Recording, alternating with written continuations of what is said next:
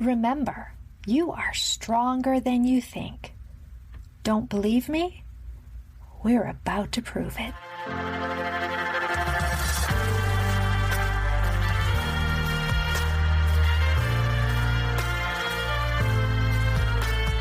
Welcome back.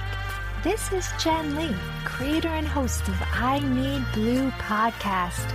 Welcome to Season 3. This is a place where survivors of life events can feel they belong, are loved, understood, and my favorite, empowered. Sharing your story can become a part of your healing journey. I Need Blue is here to provide you the opportunity. Please note, I Need Blue does contain sensitive topics which could be triggering. Please seek help if needed, and remember, you always come first. I would like to thank Shar Good for composing and performing the introduction music. To find additional information about Shar Good, you can visit my website, www.ineedblue.net. There, you will find ways to contact me. You will find all of my podcast episodes as well as valuable resources. I Need Blue podcast is also found on all of your favorite podcast platforms. As you listen, if the message moves you, share the story with friends and family. The more we share, the more we learn, the more we can help. Now let's begin today's story. I have a story, the man with kind, warm eyes said to me. It was a Monday morning. We had both shown up to a local networking group, united by a shared desire to support our community. We exchanged cards, a few words, and a promise to follow up. I had no idea then how deeply his story would move me. When we spoke on the phone for the first time, I heard in his voice the same warmth I'd seen in his eyes. His laughter was easy and open, his words sincere, and when he began to share his journey, I could almost see his smile on the other end of the line. July 22nd, 1995. That's the day his life changed forever. His sober date. From that day on, no drugs, no alcohol, not even a cigarette. Just an unshakable commitment to a promise he made to God in the most unlikely of places, a jail cell. It was there in that dark and broken place that John cried out for help. In return, he offered a vow of surrender, obedience, and a heart devoted to service. And God answered. John's story isn't just about recovery. It's about redemption, purpose, and the power of a life transformed. Today, nearly 3 decades later, John is the executive director of Feed the Lambs, a nonprofit that's been changing lives just like his, one child at a time. Back then, he knew he wanted to help children, but it was a mentor, a boss, a teacher, and a friend, Mr. Lundy, who gave him one piece of wisdom that stuck. John, you need to establish yourself in Vero Beach. So he did, but never alone. John will be the first to say this mission isn't his alone. He shares the credit with many. Volunteers, supporters, Mr. Lundy, and above all, his wife, Kenya, the program director and his partner in both life and service. Feed the Lambs Enrichment program is a beacon of hope in Vero Beach. Built on core values like integrity, compassion, kindness, and generosity, they provide recreation, education, and mentorship to underserved children, all at no cost to their families. From summer camps to tutoring, mentoring to community building, they live by the 3 R's: respect, responsibility, rules. This isn't just a program. It's a movement, a second chance, a safe place, a future. And it started with one man's promise and the courage to keep it. John, thank you for being my guest today, and welcome to the I Need Blue podcast. Thank you for having me. Of course, there is a saying of yours that I love. I wrote it down. It says, our past doesn't determine our future. What you have to say is going to be very impactful, and I'm just truly grateful that you're here. Yes, thank you. Can we talk a little bit about your past? Because it definitely brought you to where you are today. Yes, we can. I can go back all the way back to 1987 when I got involved with crack cocaine. I had used other drugs like marijuana, as a teenager, as they do, basically trying to fit in. It's not something I really wanted to do, but it was something I did to fit in with the neighborhood crew or just to fit in with people. But in 87, I got on this drug, started out selling it before 87. They say you never try your own supply is what they used to say back then. And I was curious about, I'm smoking weed, but I'm curious about why people buying this cocaine. And so I tried it and I didn't feel anything, and I tried it again and I tried it again. And sooner I got hooked to it. So for 9 years, from 87, for that many years, I was on crack cocaine 7 days a week, 24 hours a day, 365 days a year. I was on this constantly. And that wasn't a good life to live because I was pretty much homeless because I was staying in an abandoned house, living in an abandoned house in Jersey. We fixed them up and made them livable, and we lived in these abandoned houses, me and my couple friends. And this is what we did every day, hustle to get a hit.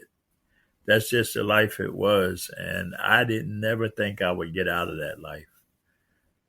Getting high, looking bad, get a job, lose it after the first paycheck because I would get high all night long, couldn't make it to work the next day. And so, I left New Jersey a week after my birthday in 95. My birthday was April 28th. I think I got here in Florida on May 5th because my mom lived down here. So I was pretty much running from it. And I caught the bus down here and I called her up and told her I was here and, got able to stay with them for a little while. So I got a job and was stealing on the job to supply the habit and pay my rent at the same time so that my mom wouldn't know that I was getting high. I had a little room and I paid, I think it was $50 a week, but the other money I was getting high on it. And so I got caught on my job stealing. And the 22nd of July, I got locked up for stealing. And so when I got locked up, it wasn't long while I was sitting in there because I was in there for 2 months. I'm sitting in there and I'm saying, I don't want to do this no more. I'm sick and tired of this. Lord, this is not a place. I don't belong here. I don't want to be here. I had got caught stealing $650 worth of cigarettes that I was selling to supply my high. And I can remember, after being in there for a couple of weeks and I'm saying, Lord, I got hurt in the jailhouse playing basketball. And so I was pretty much in sick bay. So that gives me a lot of time to think. And I'm like, Lord, I don't want to do this no more. I don't want to get high no more. I don't want to drink. I don't want to do nothing no more. I said, Lord, if you could just take this desire, this taste and this desire that I don't want this no more. I said, I'll serve you till I die. And, I was in jail, so you can make all the promises and all the wishes you want while you're in there, but the test is when you get out. And so I got the Bible and I started reading. A gentleman there was doing a little Bible study and I started reading the Bible and I asked the guard, I said, can I go to church? And so he said he didn't know at the time, but he went to find out and he came back and he told me I could go to church. So I said, well, I'll be ready to go on Sunday. So they come and got me. I was in a wheelchair. I had broke my heel bone. So they wheeled me to the service, and I can remember the message that was preached that day. The preacher was talking about getting over the hedge, and he would say every time you run to get over the hedge, someone comes in and keeps you from going over. And it was the truth. He was talking about me, and I'm sitting there, and he says, and you keep running and you keep running, but the only thing is you're gonna have to jump over that hedge. So he says, is anybody here today that want to receive the Lord in their life? And I raised my hand and I was ready. I said, yes, I'm ready to receive the Lord in my life. And that immediate feeling was I went over the hedge and nobody intervened in me getting there. And from that point on, when I got out, there was, like I say, was the test. And I said, when I get out, who's waiting for me? The devil himself sitting there talking about, you're out now, so why don't you go and talk to some of these people and get you some free drugs and tell them you'll owe them and get you a nice hit. And I said to myself, the devil is a liar. I didn't do that. I ended up staying in a room again for a little while. My mom was out of town, and when she came back, I said, Mom, I'm going to church with you. And she was happy. And I said, I got saved, Mom. I said, just so you know, I was doing drugs, and I don't want to do them no more. I'm not going to do them no more. I said, I asked the Lord to show me a good life before I leave here. Did your mom know you were in jail? Yeah, she knew I was in there. And, they always told us if you go to jail, we ain't coming there to get you out. And so I was in there, but she looked out for me while I was in there. When I say that, I wanted to get out. You get a reduced bond, and I got my bond reduced, right? And my mom went and got my check, and somebody stole it. I don't want to say who, but stole my money, so I couldn't get out. So I go, oh Lord, I guess it ain't meant for me to get out. So I ended up staying there 2 months, and when I got out and I went, talked to her, and she gave me a hug, and I begged my pardon with her because there were some things that I took from her that, stole that to get drugs. And I say, Mom, such thing I took. I just want to let you know I took it and I'm sorry. She said, I know you took it. And she forgave me. And I remember that day she hugged me. We were sitting there talking, and she said, I told her I was going to get a job and, do the right thing. And I remember that night she was getting ready to go to bed. She said, come here. I said, yes, Mom. And she grabbed me, she hugged me, and she said, I love you. And she said, keep on doing what you're doing. The Lord's going to bless you. That was her words to me. And that felt so good for her to hug me and tell me she loved me and say, the Lord's going to keep doing what you're doing for the Lord, because she saw that I was making a change in my life. I was 35 years old. Before you ended up in a jail cell, what was your relationship with God? What did that look like? I didn't have a relationship with him, but I always remember what my mom was trying to get me with the Lord. That's one thing. My mom prayed, and she would introduce Jesus to me. But I tell you this, when you're on drugs and your mind is elsewhere, you don't have time for Jesus. She said, go to church. I said, okay, Mom, I'm going, and I don't go, or I go, and I'm just sitting there because my mind is set on what I'm going to do when I get out. But my mom prayed, and one thing God did, he answered her prayer. The preacher prophesied to my mom that I was coming back to her. 9 years went by, and my mom went back, and she said to the preacher, she said, you told me that my son was coming back, but he hasn't come back yet. But one thing I can tell you is that when God say he going to do something, he going to do it. And the preacher said, I didn't tell you when he was coming back. I was telling you that he was coming back. And my mom was so happy when I came back. I say I took care of her, but her husband's really took care of her that passed away. I oversee my mom and took care of her for almost 18, 19 years. We lived together.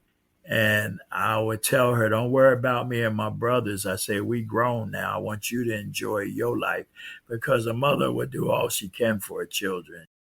She stood her ground because of the teaching she got back then. It's not like now.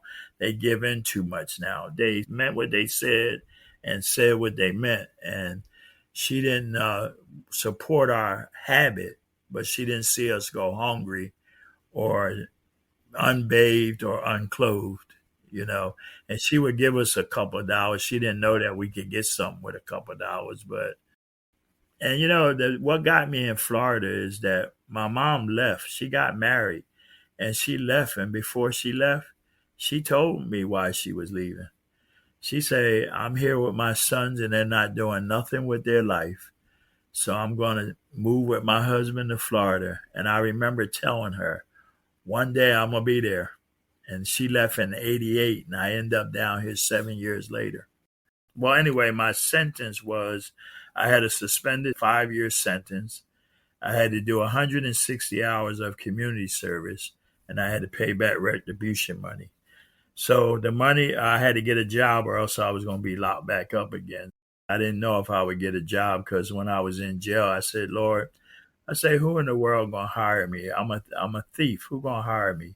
And the word says I can do all things through Christ who strengthens me. And so I put my faith, I said, Lord, I want to get a job because I don't want my mom and her husband taking care of me. I want to take care of myself. So I got a job at the movies and I went in and just so happened the guy that was the boss at the time was a Christian man. And went in, filled out the application. I got the job.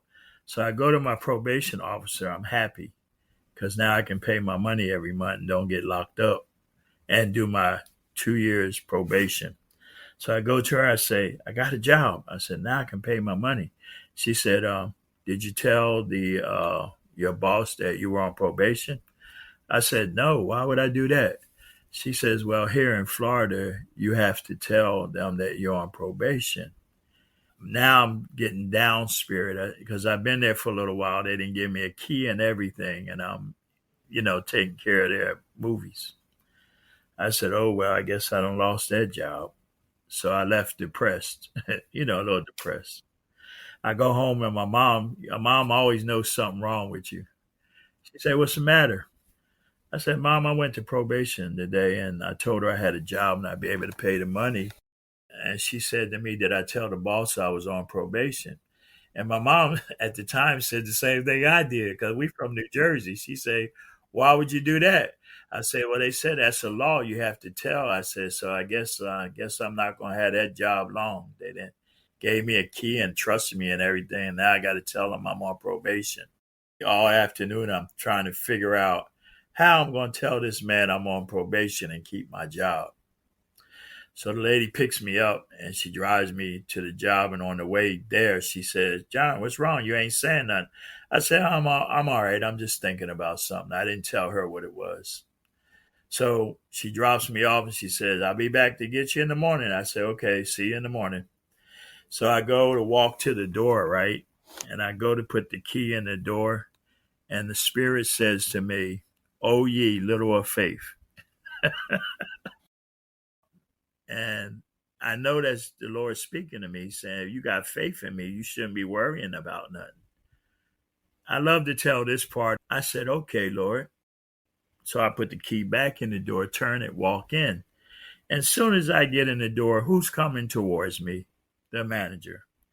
So I walk in and he goes, hey, John, how you doing? I said, I'm doing all right. And before I could say I need to talk to you, he says, oh, yeah, I talked to your probation officer today. Everything's taken care of. I look up, like, you know how we look up to the sky? I look up to the sky and I said, you knew this all along, didn't you?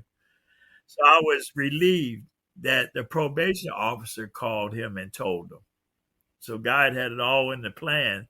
And from that day on, I never lacked in my faith. Never. And faith has brought me where I am. I stopped working at the movie theater because they closed, and I went to Walmart working at 10 to 7. And then I would leave there and go to the soup kitchen, working at the soup kitchen. Now, Mr. Lundy, you met at the soup kitchen, correct? Yes, I met him. He was the one that gave me my community service hours. When I was in Jersey, I would say I ain't working nowhere for nothing. I'm just being honest. I ain't working nowhere for nothing. And they had soup kitchen in Jersey, and I think I had to go to do some hours, and I never went. So here, I know I got to do this community service because I done got a suspended 5 year sentence, and if I don't do it, I'm gonna have to go do them 5 years. So I go in, meet Mr. Lundy. He asked me how I'm doing and everything, and so the one thing that I like about him is that he didn't ask me what I did. He didn't get in my business. He was like, "When can you start?" And I said, "Well, I can start tomorrow." He says, "All right, I'll see you here tomorrow at 8 sharp." And I tell you, that man really worked me for 160 hours. And all I could say in my mind was, when I get done this, I'm leaving. I'm gone. And I didn't realize that Mr. Lundy wasn't working me hard, but he was training me. And I didn't know that. I started out working, cleaning up and washing pots and mopping floors and everything. And then all of a sudden he says, I got a job for you. And I was like, what else do you have on top of what you already got me doing? He said, I want you to run the kitchen. I said, run the kitchen? He said, yeah. You done been here long enough. You cooking and you're doing all the stuff. You'll be over the volunteers. You get the volunteers work to do. You make sure that the food is ordered and all that stuff. And I'm like, wow. And my 160 hours ain't up yet. So I go, okay. I said, I'll try it. I ain't. When I'm done, I'm out of here. I allowed the health department to come in and do some HIV testing. They asked me, could they come? I said, sure. I got permission from Mr. Lundy because he had to get permission from the church. But they said it was all right to let the health department come in and do tests, blood pressure testing and HIV testing. And then lady comes back later and she said, I see you got a good relationship with the people that come in. Where do you work? I said, I work at Walmart 10 to 6 at night. And then I come here. She said, how much are they paying you? I said, $6.35 an hour. She said, how would you like to make twice that much part-time? I said, I'll try anything. So she said, well, you come to the health department, fill out an application, and we'll talk to my boss and see if you can get a job where you can do outreach and work with HIV prevention. I got hired. So now I put in my notice at Walmart. And I worked at the soup kitchen when I could because part-time I was there. I just had to make sure the operation was running at the kitchen, but I had my job to make the money. So that went on, and all of a sudden I became full-time career service in Indian River County. And to shorten that, I ended up working at the Department of Health for 23 years. And I retired 2 years ago. And I'm working, might as well say, more full-time with Feed the Lambs. My 160th day came, and I'm happy. When I get there, I'm leaving home, and I'm like, this is my last day. So I go there. I had a good report there. Everybody liked me, all the volunteers and everything. So two of the volunteers, husband and wife, comes up to me while I'm in there, and they said, John, we need to talk to you. I said, yeah, what's up? I said, we know today is your last day. I said, yeah, I'm glad too. And so they said to me, and I know that Mr. Lundy had something to do with it. They said to me, we sure hate to see you go. We like for you to stay on. We really enjoy your spirit and, everything you're doing. I said, let me think about it. I can't give you an answer right now. Let me think about this. I ended up telling them, I said, I'll stay for a little while and help y'all out. Because in my mind, I'm saying, the spirit let me know that I could reach out to people that were where I was and I'm not there no more. I can help them, encourage them. Well, that little time ended up being 17 years I did at the soup kitchen. And I was the soup kitchen manager. I worked with Mr. Lundy hand in hand. Mr. Lundy also set me up with his radio station and turned that over to me too. It was called Facts and Feelings. And he caught me off guard one day. He said, what are you doing? I said, I'm not doing nothing. I'm resting up. He said, I need you to do me a favor. And I'm like, what do you let me to do now? He said, I need you to go to the radio station and take my place. And I'm like, I ain't never do radio before. He said, well, you don't have to do it like me. Just put you some questions on the paper and meet my guests when they come. So I go there that day and I do that for that day. And I did good. I think I did that for about 6 years. And I got involved with the TV as well, the television show. I had my own 30-minute show. I would bring guests in and talk about the community. Mr. Lundy taught me how to get volunteers, how to go out and talk to people to get money to support the program. He taught me a lot of stuff, and I was thankful. And I would go by and make sure Mr. Lundy ate, because Mr. Lundy would do a lot of work and wouldn't eat and take his medicine. So I would check on him before I went to work. And I met with him on a Tuesday of the week that he passed away. I think I was on my way to work and I was sitting there. I had bought both of us a dinner, and I sat there to eat the dinner with him. He had just had a procedure. And he said to me, he said, John May, your name came up in my conversation in a meeting today. And he says, I just want to tell you to keep doing what you're doing. Stick with the soup kitchen and that health department. Keep doing what you're doing. Work with Feed the Lamb. And I say, well, I'm going to do the best that I can. And then I got a call that Thursday or Friday that he had passed away.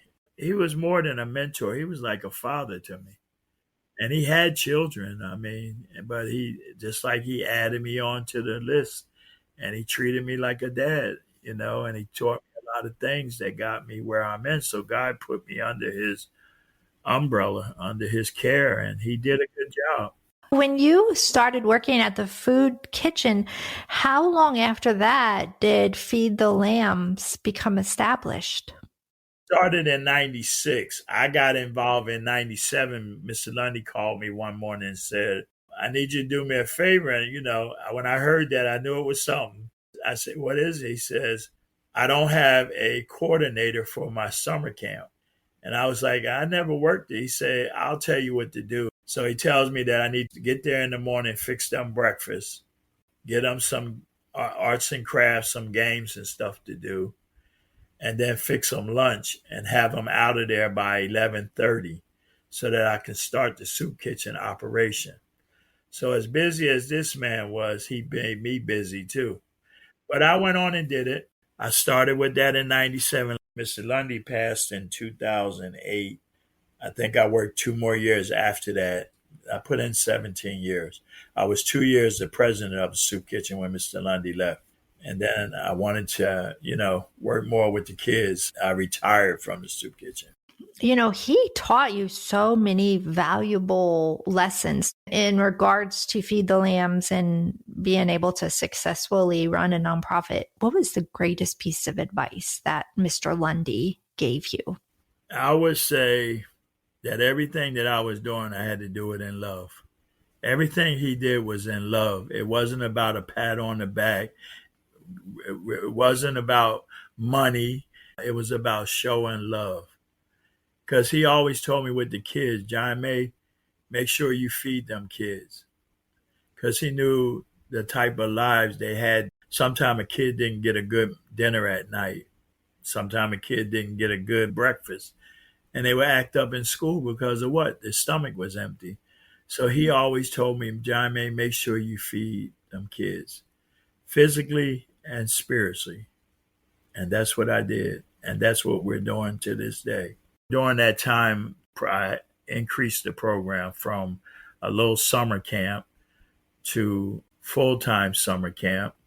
And then we have tutoring 4 days a week now, 2 hours a day. But everything was only 4 hours back then.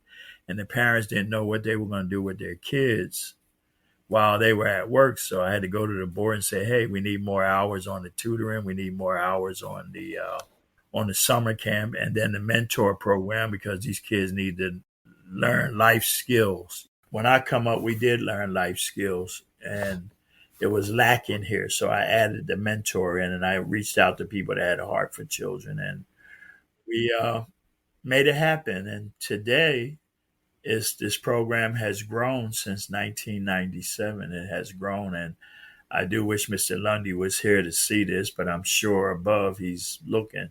see the success that's going on. He taught you so many valuable lessons in regards to Feed the Lambs and being able to successfully run a nonprofit. What was the greatest piece of advice that Mr. Lundy gave you?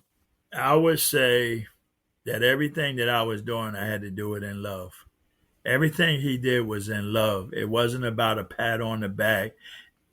It wasn't about money. It was about showing love. Because he always told me with the kids, John May, make sure you feed them kids. Because he knew the type of lives they had. Sometimes a kid didn't get a good dinner at night. Sometimes a kid didn't get a good breakfast. And they would act up in school because of what? Their stomach was empty. So he always told me, John May, make sure you feed them kids physically and spiritually. And that's what I did. And that's what we're doing to this day. I love that. And, I'm going to go back to the moment where you talked about your mom and how she wrapped her arms around you, pouring her love into you. And that was a valuable lesson that you learned, like how love felt, how it should feel. And you took that and you gave it to other people unselfishly, like you said, so they could experience that moment that you had with your mom. Well, my mom always taught us to love people. Even before I knew in the Bible that we supposed to love our enemies, my mom always taught us to show love to people. She always showed love. She would feed a stray dog. Just go in and get him something and give him something to eat. It was something she did for almost 50 years. And that was her ministry. She would make bags for people. She was in line one day in Jersey, and the young lady that was in front of her had food stamps. And when it got to the part where you had the soap powder and all that stuff, the cashier said, we need cash for that. And my mom took that and started buying stuff like paper towels and all this stuff, put it in a bag and just give it to people. My mom made these bags for 50 years, just gave them away. There was nobody that ever came to her house and left and didn't have a bag. She would go to church every Sunday and carry 2 bags with her. Every Saturday, I would take her to the store so she could buy this stuff. And she used her own money to buy this stuff. You would have been sitting there talking to her. She'd say, wait a minute, I got something for you. Come on back here with me, because she'd have you fix the bag. That was her ministry. She showed us how to love people. It's just like today, I cannot do evil and be out there doing the Lord's work. I just can't. It won't go together. Absolutely. That is so beautiful. Let's talk about now today where Feed the Lambs is. Right now, the program is doing great. Every year, we're helping hundreds of kids. A couple of days ago, we just signed up for our after school program. Now, after school program, it operates from September to April, 2 hours a day, 4 days a week. And we are now blessed to be in another location. So we are in South County and North County. South County, we're at Oslo Middle School. And North County, we're at Coastal Church. It's Coastal Church now. When April gets here and we close down because of the testing and stuff, we prepare for the 7-week summer camp, which we just finished in both locations this summer. And we was up to 100 kids there and would combine both locations. And it went great. They eat breakfast and lunch, which was provided by the school board. Snacks which were provided by volunteers giving their snacks. And these kids did their daily recreational activities. They went on weekly field trips. They went to art class, did art. They went to Vero Beach rowing, and they got to learn how to row with the boat.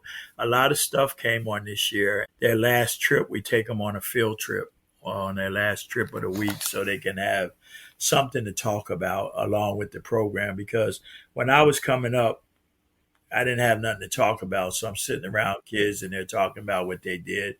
And I actually thought, I guess we are poor and we can't do all that stuff. My daddy kept a roof over our head and paid the bills. And bought us clothes and stuff, but it wasn't like other families could go on family trips. We might have went to the amusement park, once, but we didn't go nowhere. We went to KFC once a week on Fridays when he got paid. We got chicken, and I don't know. I think one time we went to McDonald's, but we didn't do what they do today. It wasn't that area. Our food was always cooked at home. So you're making memories for these children that they'll take with them forever. Yes. Yes, so when they go to school, they don't want to be sitting there and won't have nothing to talk about. We used to take them on an amusement park last trip, but this year they went to the swimming.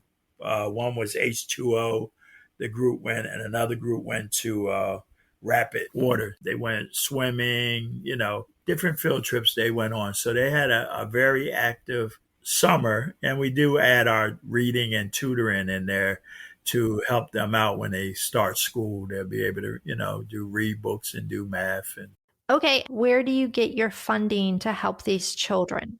our funding comes from local grants, local people. We have a few donors. We do fundraisers to raise money and, go from there. And let's talk about your amazing program director, your wife, Kenya. I met her about 12 years ago. From that day that I got out to jail, I went to church from that point on. I promised the Lord that if he did what I asked him, that I would serve him. So I went to a church for 18 years, became an ordained minister. I ended up being called by the Lord to pastor a church. I pastor a church now, the Way of Faith Outreach Ministries. 12 years ago, I asked the Lord, because I knew I need to be married. Can't do it what I need to do alone. I told the Lord I wanted somebody that would serve him like I am. With the life change in me, didn't make me better than nobody, but in order for me to stay away from the world and going back to what I got out of, I needed to have somebody with me that would serve him like I am. And he did it. He gave me my wife, Kenya. She'll tell people she married into the program. She was involved in it before then, and her children were involved in it. And I thank God for the other people that worked in it that moved on, but I needed someone else to run it, and she decided that she would run it. She has became from a coordinator to the program director to the program mother. She's a mother to these children. She has a heart for children, but she puts a lot of time in with these children. The one thing that we do for these children that they need more of is that we need to listen to these children. See, when we were coming up, they dictated to us, they talked at us, but you can't talk at these children today. You have to talk to them. And she gives them time, and we both let them know that we're not going to go along with wrongdoing, but we'll give you a chance to let us know what you need to let us know, and then we'll take it from there. See, there's three sides to a story: your side, their side, and the truth. And so we let them know this. And a friend taught me something a long time ago. A child doesn't care how much you know till they know how much you care. Powerful. You can have all the money, you can have all the intelligence, you can have everything, but that child is not concerned about that. They're concerned about, do you really care about them? Mm. And that's why Feed the Lambs is going on as long as it has. Because you asked me earlier, what did Mr. Lundy and my mom, LOVE. And if you have Christ in your life, you got to have LOVE. Wow, everything you just said is so powerful, from we need to listen to our kids to, like you said, show that we care about them. If you just give me a moment, I'll let you speak to Kenya. Oh, sure. Hello. Hi, Kenya. It's Jen. Hi, how are you? I'm good. How are you? I'm good. Yeah, we were just talking about you because you're definitely part of this story. So, number one, thank you for what you do to help our community. And John was saying that you went from kind of the program director to the mom. I love that. Tell us your favorite part. What is it you love? What is it that makes you get up in the morning and be like, oh my gosh, I cannot wait to go serve? Being with Feed the Lambs, yes, it's like it's a family, not just you and your own family. You're part of another family to help the young people to get through some obstacles, some barriers that they're having. And we do feed spiritually as well. We help them with their homework, their schoolwork, and any obstacles they're having. Once they talk, then you have them to open up to you. Because some kids, they will shut down, they'll stay in their little box. But speaking with them one on one, then you're able to have that trust with the child. Because a lot of kids go through some things. And then some kids, they like to play. And then you have to bring them to calm down a little bit. It's not the time to play. And you have to get them to understand, this is the time where you get your work done and then you can play after. Yeah. Thank you. If you had a message for the parent of these children, words of encouragement, whatever they may be, what would you share from your heart? Thank you for asking that because it does come from the heart. Take a step back and think about how would you want someone to treat you as a child? The love that you needed, that time you wanted someone to just listen and wrap their arms around you and say, okay, everything's going to be okay. We're going to figure a different way out. Because each child learns different. Each child has a different way of understanding. Just to take that step back and think about, am I getting through to that person, to my child? Or do I need some time to take a breather and then come back? But you are making me tear up just listening to that advice. Thank you so much for sharing that. While I have you here, is there anything else you would like to share? First, if you've never been loved as a parent or as a child, take that time and show much love to yourself. And then you can know how to love someone else. Thank you. You're welcome. Thank you so much, John, for that opportunity. Beautiful. She's very soft-spoken. You can tell that it all comes from her heart. And I'm thankful that God, well, you already know He had a plan for you. And it's just all about timing. That's what the word says. Sometimes we think we got the plan, but he already had a plan. He was just waiting for us to make up our minds what we wanted to do. Because I know one thing, God didn't force on me what I'm doing. He didn't force it on me. I took it upon myself that I was ready to do better than I was doing in the world. See, sometimes people can judge the people in the world, but if you ain't never been there, you can't judge them. Because I didn't know it would take me that long to get off of drugs, and it did. And there are people out there still on it that was on it when I got on it. Some have passed away, and some are still doing it. It's just like when people get saved. They need to get saved. Yeah, I asked a question one day when I heard that. I said, how long did it take you to get saved? God waited for you. So it was going to take time. So I'm glad where I'm at. And that doesn't make me better than nobody. I still make some mistakes, but I have someone to go to and say, Lord, I'm sorry for sinning against you. Please forgive me. And if you believe the word, he says, if you come freely and confess your sins, it says that he is faithful and just to forgive your sins and cleanse you from all unrighteousness. But you got to come freely. When you come freely, that means you come on your own. He'll forgive you. For those who are still in jail, what words of encouragement would you share with them? The words of encouragement that I would share with them, because I do jail ministry. When I got out of jail, I said like I did the soup kitchen. I told the guard, I said, I ain't never coming back here. I didn't say it in a bad way. I was just letting them know when I get out of here, I am not coming back. Got the job with the health department. Where do you think I did HIV prevention? in the jail. And then by doing that in the jail, I got involved with the jail ministry. And I've been doing it now for almost 20 years. I go in and minister to the men on third Sunday. So my encouragement, as I said before, I encourage them that your past will not determine your future. When I go into jail, I don't go in there preaching about what they done because they already know what they done. They need to know how not to do what they did so they don't come back. And when I go in, I let them know, I say, now you're coming to church and you're getting the Bible. You got to be for real. You can't use this while you're in here. And when you get out, you leave the Bible and you leave everything in here. I say, you got to continue this out there. I say, because that's what I did. I was in here.